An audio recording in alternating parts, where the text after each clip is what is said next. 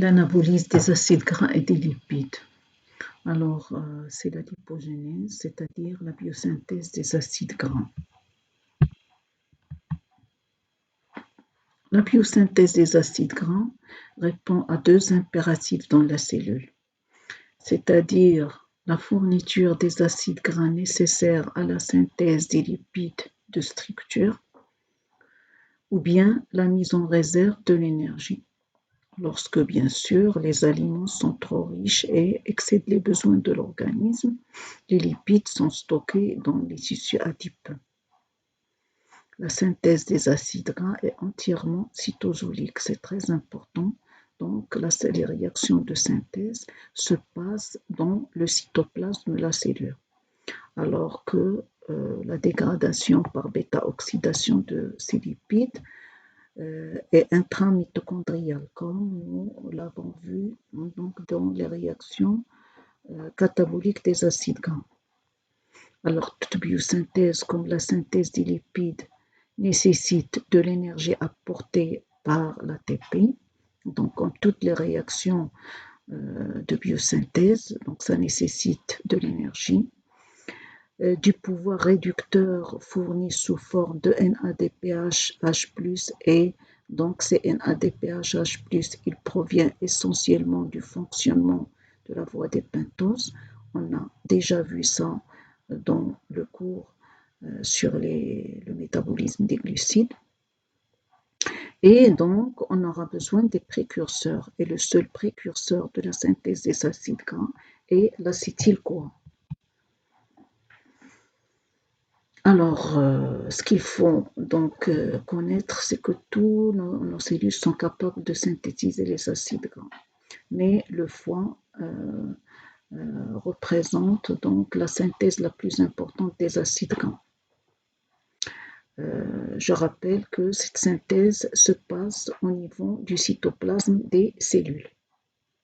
Le point de départ de cette biosynthèse des lipides, c'est l'acétyl-CoA, c'est-à-dire une molécule à 2 carbones. Et donc l'intermédiaire métabolique obligatoire, c'est le manonyl-CoA. Donc le manonyl-CoA, c'est une molécule à 3 carbones. Et donc l'enzyme principale de la synthèse des lipides, ou bien de la biosynthèse des lipides, est l'acide gras synthase. L'acide gras synthase, c'est l'enzyme clé des réactions de biosynthèse des lipides. Alors, l'acétyl-CoA, elle provient, comme nous l'avons vu, de la bêta-oxydation des acides gras et qui est intramitochondriale, de l'oxydation du pyruvate dans la mitochondrie, on a vu ça dans le métabolisme des glucides, et de la dégradation oxydative des acides aminés, dits cétogènes. Donc, on va voir ça dans le cours sur les protides. Alors l'acétyl-CoA, quelle que soit son origine, elle est formée dans la mitochondrie pour servir de précurseur dans le cytosol, donc à la synthèse des acides gras. Donc elle doit être transportée de la matrice mitochondriale vers le cytosol. Et donc seul le radical acétyl est transporté à travers la membrane interne par un système de transport appelé le système citrate. Alors, les étapes de la lipogénèse, le transfert du radical acétyl de la mitochondrie dans le cytosol. Ce transfert se déroule en deux phases. Une phase mitochondriale, donc où le pyruvate importé du cytosol est carboxylé par la pyruvate carboxylase avec formation de l'oxaloacétate. Après, donc, bien sûr, l'équation de la réaction, c'est que le pyruvate plus le CO2 plus l'ATP, il donne l'oxaloacétate plus ADP. Alors, l'oxaloacétate va se condenser avec l'acétyl-CoA pour former du citrate, première réaction du cycle de Krebs catalysée par la citrate synthase. Alors, et le citrate est transporté grâce à la citrate translocase à travers la membrane mitochondriale interne. Alors, de ce fait, donc, on a transporté l'acétylcourant sous forme donc, de citrate vers le cytoplasme pour servir aux réactions donc, de synthèse. Alors, la deuxième phase, c'est la phase cytosolique. Donc, sous l'action du citrate synthase ATP dépendante et en présence d'un coenzyme, le citrate, donc qui a transporté le coenzyme, est clivé en acétyl-CoA et en oxaloacétate. Bien sûr, l'oxaloacétate, il va donc générer le pyruvate, d'accord? Et donc la réaction est la suivante, citrate plus CoA plus ATP, ça donne l'oxaloacétate plus acétyl-CoA plus ADP grâce à la citrate synthase. Et après, donc l'oxaloacétate plus NADHH+, va donner le malate plus NAD+, et le malate plus NADP, donc va donner le pyruvate plus CO2 plus NADPH, malate déshydrogénase à NADP+. Alors la régénération du pyruvate permet la formation de NADPHH+, qui pourra aussi être utilisé comme pouvoir réducteur dans les réactions catalysées par les réductases. Le transport du radical acétyl de la matrice vers le cytosol consomme deux liaisons phosphate riches en énergie. Donc on va voir les réactions par la suite. Alors schématiquement, donc les réactions, nous avons le pyruvate. Donc il va intégrer la matrice mitochondriale, d'accord? Et il va former l'oxaloacétate. L'oxaloacétate qui va donc se transformer en citrate. Et donc le citrate, il va intégrer le cytosol grâce à une citrate translocase, d'accord? Et au niveau du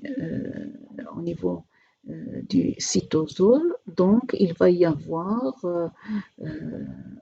donc séparation de l'oxaloacétate et du coenzyme, d'accord? Donc le coenzyme, il va donc servir pour la lipogénèse. Donc il va se transformer en malonyl-CoA qui va donc être un initiateur de la synthèse des lipides. Et l'oxaloacétate, il va donc subir une série de réactions qui va permettre donc la formation de NADPHH+, donc qui sont aussi nécessaires pour apporter le pouvoir réducteur nécessaire à la synthèse des acides gras.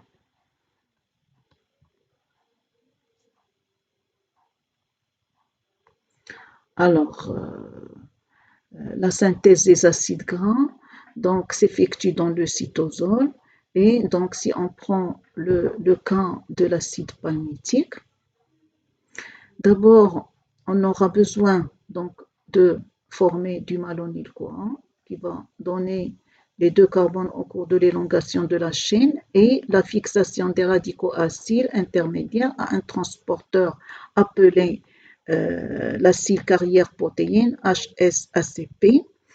Donc, le HSACP joue un rôle analogue à celui de coenzyme fixé aux radicaux acyles pendant les réactions de bêta-oxydation des acides gras. Alors, les étapes de la biosynthèse de l'acide palmitique, nous avons d'abord la première phase qui est l'activation. Donc, la synthèse des acides gras se fait en 3 phases à partir de l'acétyl-CoA. Donc, nous avons l'activation, nous avons l'élongation et la terminaison. Donc, en ce qui concerne la première phase d'activation, donc la synthèse des acides gras commence par la carboxylation de l'acétyl-CoA en malonyl-CoA. D'accord? Donc, c'est ce qu'on a vu dans le schéma sur la diapositive précédente. Alors, l'acétyl-CoA plus ATP plus HCO3. Donc, sous l'action de l'acétyl-CoA carboxylase, on a formation du malonyl-CoA. Cette réaction, elle est irréversible, donc elle n'est pas dans les deux sens. Et c'est l'étape donc, qui engage la synthèse des acides gras. Et donc, le cofacteur de la carboxylase, l'acétyl-CoA carboxylase, c'est la biotine. Donc, il faut absolument qu'il y ait de la biotine pour que la biosynthèse démarre. Alors, la deuxième phase, qui est l'élongation, donc sous l'action de l'acide gras synthase, donc bien entendu chez les eucaryotes, c'est le seul complexe multifonctionnel cytosolique donc, qui catalyse les réactions de la synthèse des acides gras. Alors pour cette phase de l'élongation, la chaîne des acides gras en croissance est allongée par addition séquentielle d'unités à 2 carbone. D'accord? Cette phase commence par la formation d'acétyl-ACP et de malonyl ACP. L'ACP, acétyl carrière protéine, a la fonction de transporter les unités acétyl. Le groupe qui lie l'acétyl a la même structure que celui du coenzyme. Donc nous avons l'acétyl-CoA plus ACP, ça nous donne acétyl-ACP plus CoA. Donc l'ACP, je rappelle que c'est l'acyle carrière protéine. C'est exactement, il a la même fonction que le coenzyme pour les réactions de catabolisme. Après, donc le malonyl-CoA plus l'ACP, il va donner malonyl ACP plus CoA. Donc, schématiquement, on a l'acétyl-ACP plus malonyl ACP, donc, et la série de réactions pour former le butyryl-ACP. Donc, l'acide gras est allongé par une séquence récurrente de 4 réactions. La condensation, d'accord, la condensation de l'acétyl-ACP avec malonyl ACP, la réduction par le NADPH, donc là vous voyez l'utilisé de NADPH, donc en pouvoir réducteur. Après nous avons la déshydratation et après la réduction toujours par la NADPH et donc la formation de butyryl ACP. Alors, le deuxième cycle et les cycles suivants permettent l'allongement de la chaîne par la condensation, donc du butyryl ACP au lieu de l'acétyl ACP, donc avec une molécule du malonyl ACP et ainsi de suite. Donc, pour la terminaison, les réactions d'allongement sont terminées quand la chaîne est composée de 16 carbones. L'intermédiaire lié à l'enzyme est hydrolysé pour donner un acide gras, qui est dans notre cas, donc l'acide palmitique a 16 atomes de carbone. Pour la stéréochimie totale, pour la synthèse du palmitate, donc il faut faire la somme donc, des différentes réaction pour aboutir à cette stéréochimie totale. Alors, en comparaison avec la bêta-oxydation, les réactions de synthèse, il se passe dans le cytosol alors que les bêta-oxydations dans la mitochondrie, les coenzymes réduites sont les NADPH dans le cas des réactions de synthèse, alors que pour la bêta-oxydation, c'est les NAD et les FAD. Alors, le transporteur, c'est l'acyle carrière protéine, alors que pour la bêta-oxydation, c'est le CoA. Pour les réactions de synthèse, il y a une activation par le CO2, alors que pour les réactions d'oxydation, pas de CO2. Et donc, pour les enzymes d'activation des différentes réactions, donc pour la bêta-oxydation, il y a des enzymes séparées, et pour la synthèse, donc un seul complexe qui est l'acide gras synthase. Pour donc une petite explication concernant la source de NADPH. Donc le NADPH utilisé pour la synthèse des acides gras provient de deux sources principales.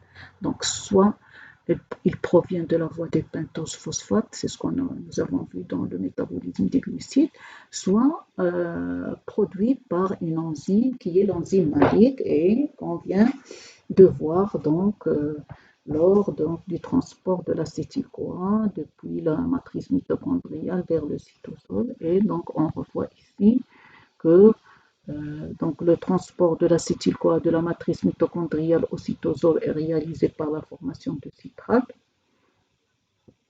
C'est-à-dire que dans le cytosol, le citrate est retransformé en oxaloacétate en acétyl-CoA. La malade déshydrogénase cytosolique et l'enzyme malique permettent d'obtenir le NADPH à partir de NAD. Donc, comme vous le voyez sur le schéma, le citrate qui va donc se transformer en oxaloacétate et donc il va donner l'acétyl-CoA au niveau cytosolique. Et donc l'oxaloacétate, donc grâce à la malade déshydrogénase cytosolique, il va donner le malade qui va donner le pyruvate grâce à l'enzyme malique et par conséquent la formation de NADPH qui va servir pour les réactions donc de synthèse. Alors pour l'anabolisme des triglycérides, on va voir ça dans une vidéo, dans une prochaine vidéo.